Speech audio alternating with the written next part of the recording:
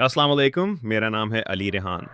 आज मैं आपको एक छोटा-सा वाक़या सुनाने जा रहा हूँ जो मेरे साथ मेरे कज़न के घर पेश आया।